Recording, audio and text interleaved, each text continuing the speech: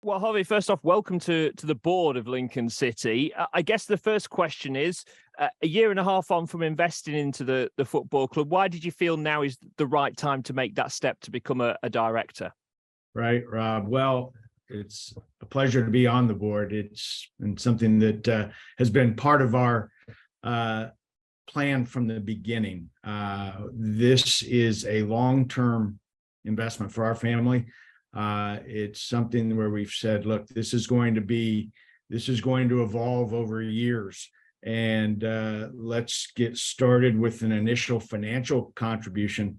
And then as we learn more about the club, as we develop a comfort level with the issues in hand, and as we get to know everything there is to know about Lincoln City, there will be an appropriate time in which we join the board. What is, I think, the best compliment I can give to Lincoln City and its management and its hierarchy and its leadership is that I didn't feel a need to be on the board from the beginning. Most people who make an investment in something that has a right to a board seat will exercise that right. We didn't feel a need to do that. As I have said many times through due diligence, Clive and Liam and the board and excos and the management team, everyone we have dealt with gave us the comfort level to say, this is being managed very well. It's being managed prudently. Let's just take our time here, look at the long term, and then when the time feels right, we will accept our position. Why now? It's interesting. I don't know. I just believe that with 18 months under our belt in terms of investment and experience, I've participated in, a good number of the board meetings, the exco meetings, committee meetings along the way. That has dialed up over the last few months, Rob. And I just feel like I want to be more engaged. I love it. The issues are at a level that are so fascinating to me.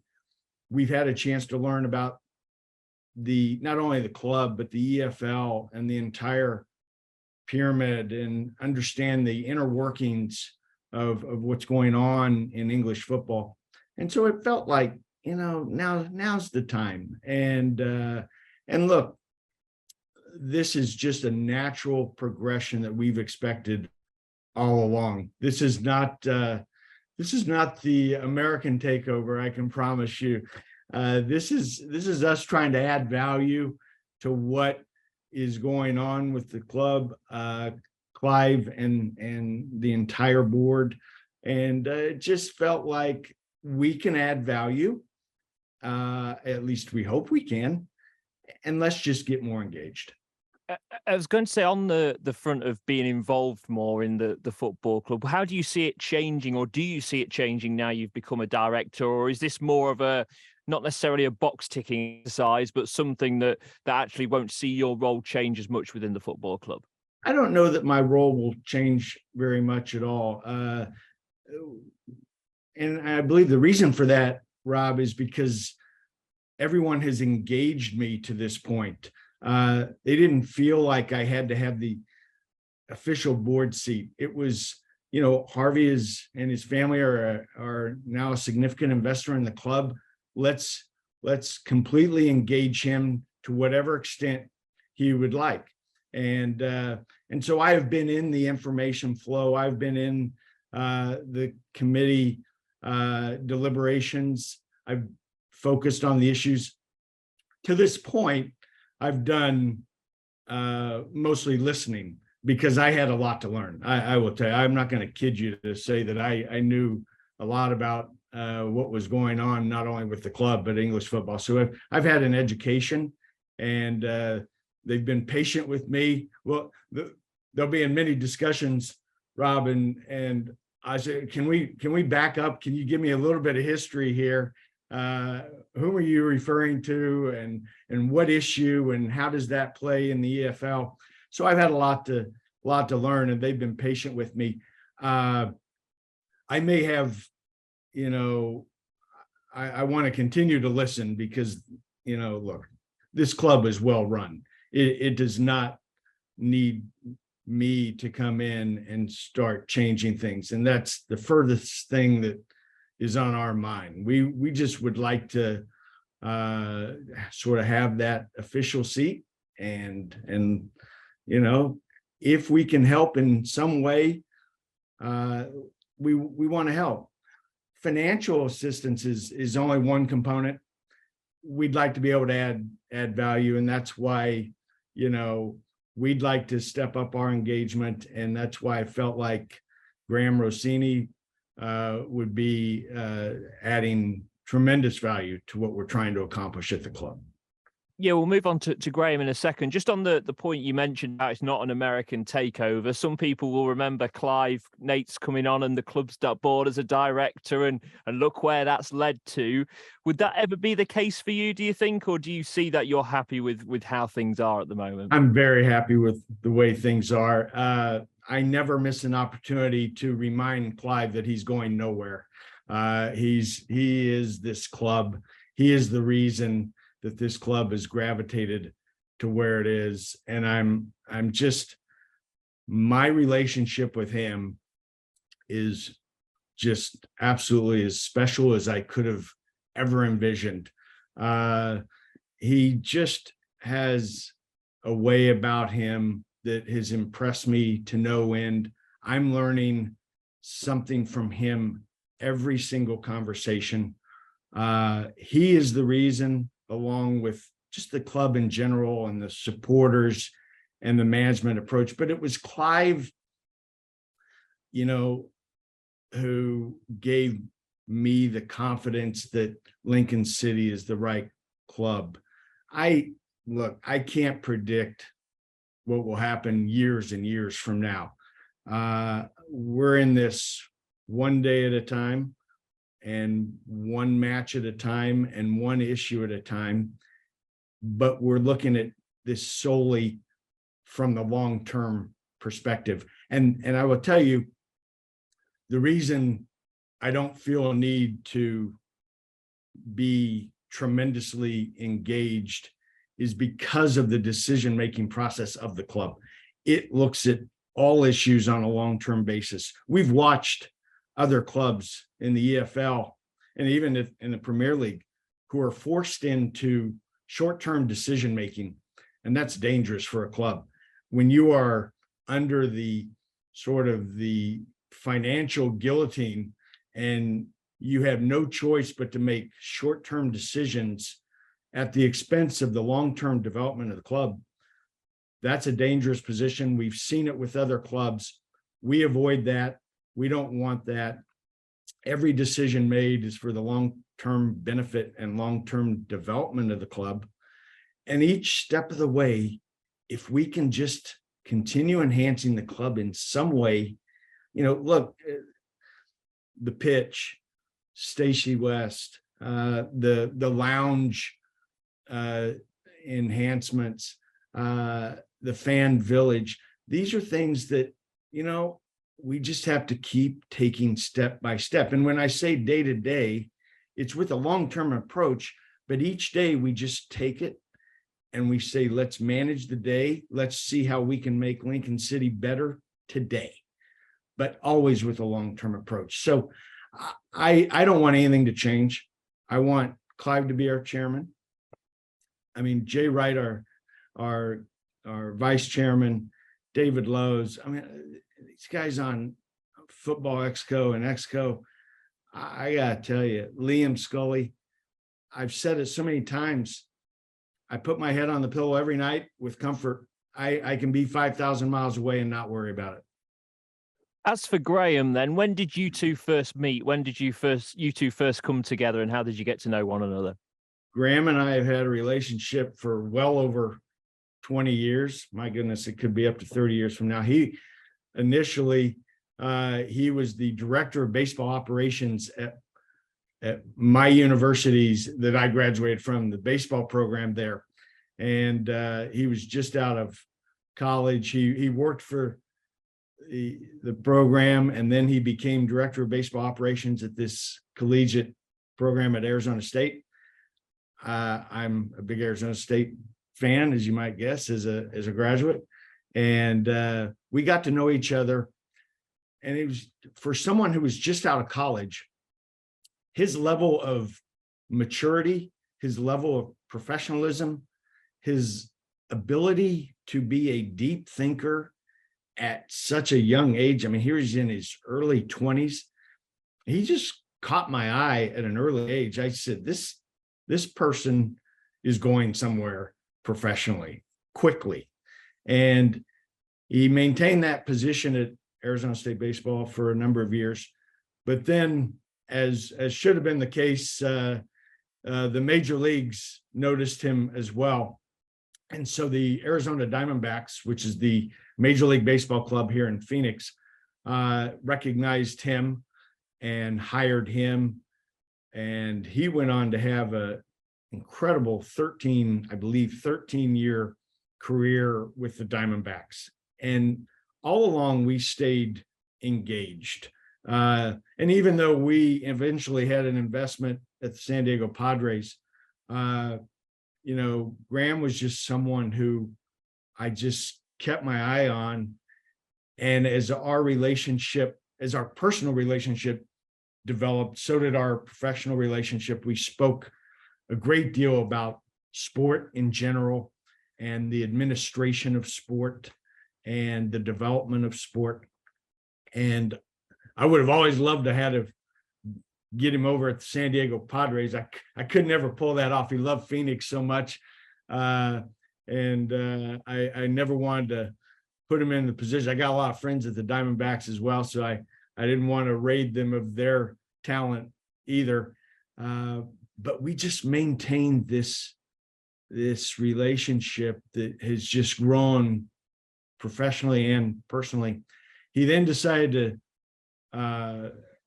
to head back to the college route, and his alma mater was very interested in hiring him back. And so for the last few years, he has been one of the top athletic administrators at Arizona State. So it's just been someone who our relationship has just developed in such a keen way. And where I really watched Graham develop was at the Diamondbacks. The responsibilities he was given in terms of special projects and fan experience were high level type of assignments, to be the integral part of building a spring training facility here in Phoenix, where if you saw the spring training venues here in Phoenix, which is not even the team's normal stadium, it's just their spring training for 1 month is all they use it for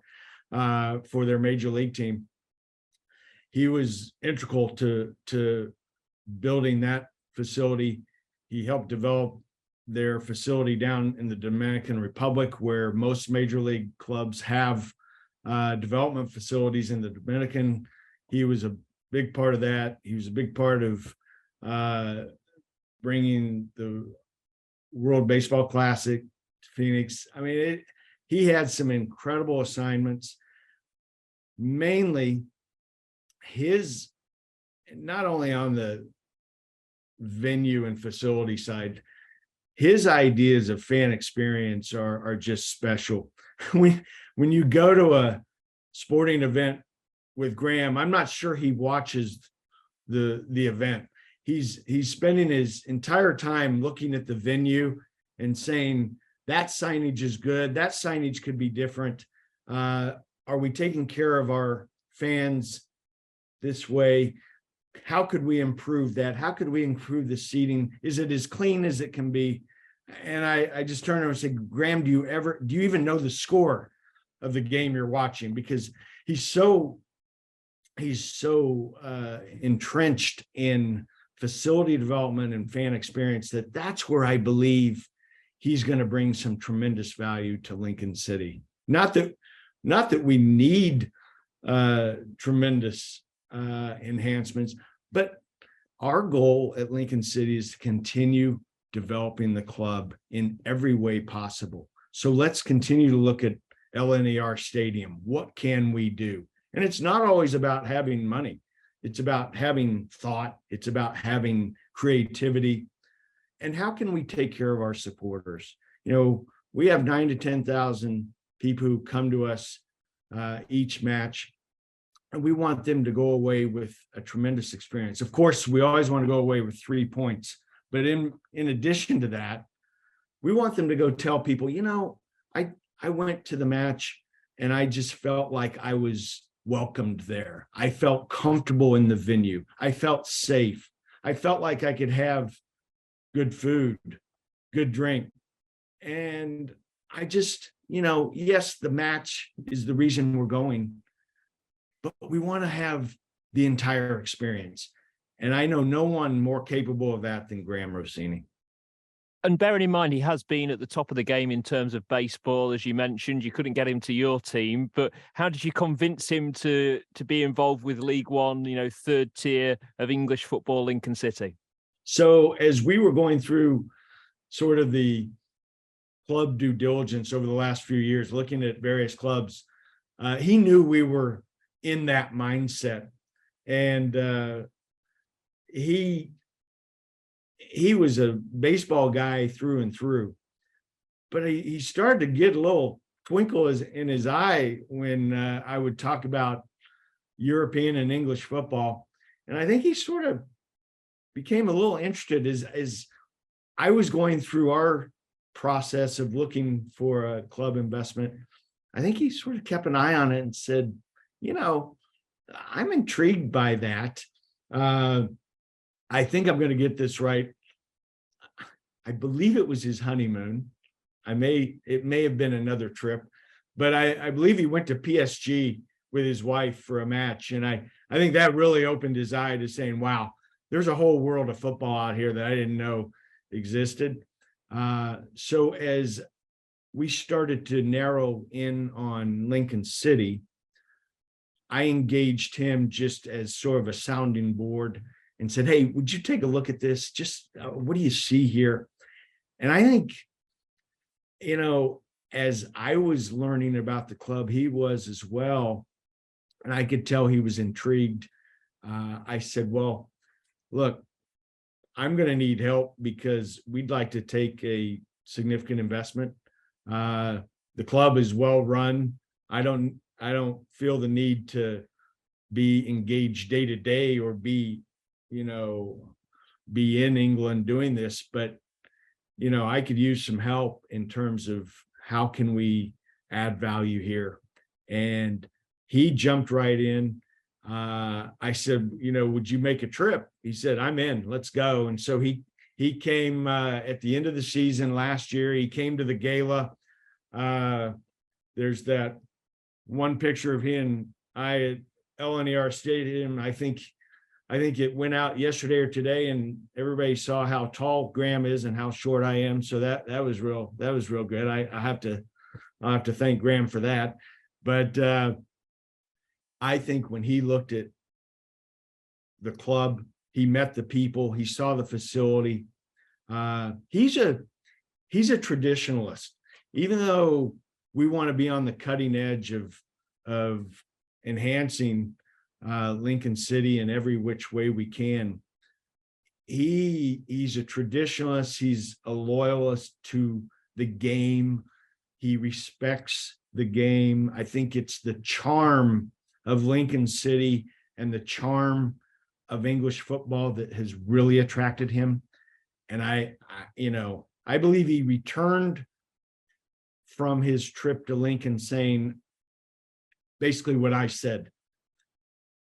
I had a feeling it would be good, but I had no idea how good it really is. And so he was so impressed, and he said, I'll help in any way that I can. I said, well, watch what you say, because I'm going to ask for your help.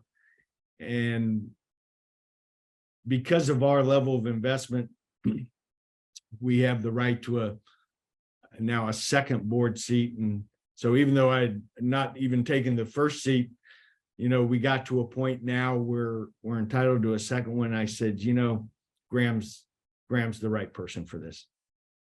Over the last couple of years, Harvey, you've been investing more and more financially into this football club, but do you find yourself investing in general more and more into Lincoln City as a business, as a football club, as a necessarily on the side, I'm sure it's a lot of hard work, but a hobby as well? No question about it. I love it. The thing that has impressed me the most about Lincoln City and the way the club is run, the information flow is substantial. And, in some clubs, there's one person running the club, and that person has all the information, going to make all the decisions. And look, that can work. And we see many examples of where it does work. Lincoln City is a club that takes a very collaborative approach. And so as I have increased my level of engagement, I find how fascinating these issues are. I dive into the information somewhat during the day, but it's certainly at night when I'm home. I sort of catch up with all the Lincoln City material during the evening. And I find that I really want to be in the discussion more, not because they need me, but because I love it. And whether it's facility enhancement, fan engagement, player development, academy, you name it. I've been intrigued with the reform issue, which I think is desperately needed in terms of balance in the English game. Those are issues that I have found very interesting. As I have developed that education over the last 18 months, I'd like to just really dig in deeper. And whether they want me or not, I guess they're going to get me.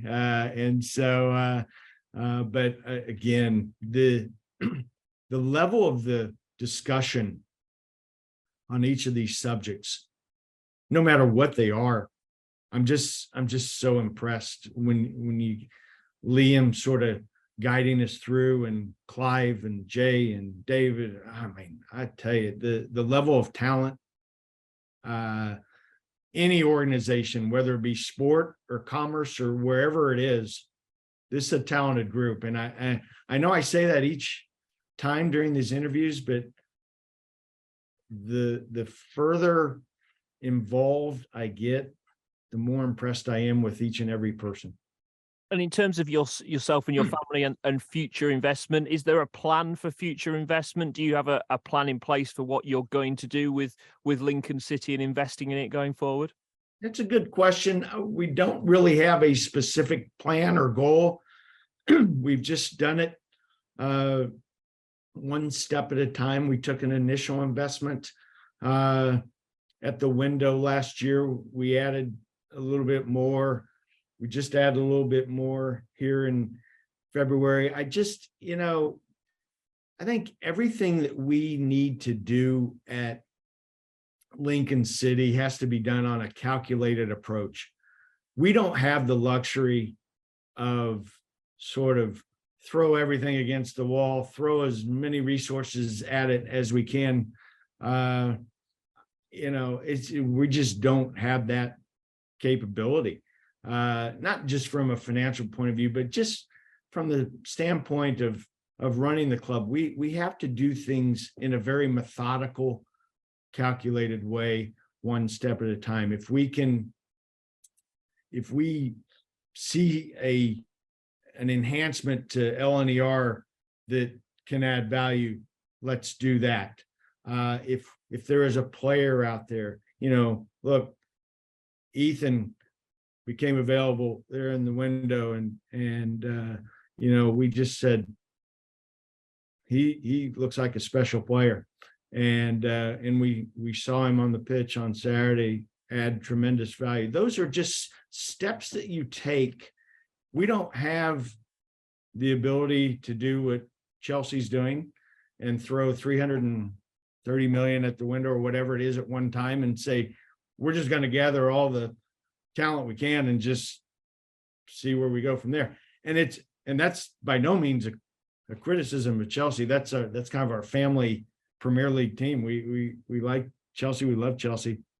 And Todd Bowley's in a position to do that financially with his group, and all power to them. Lincoln City is just a different position, and we have to be very methodical in what we do. So we really haven't thought out where do we want to get to a maximum level. We're just, as I said, we're taking one day at a time, and as opportunities come about, let's see if we can help in taking that next step.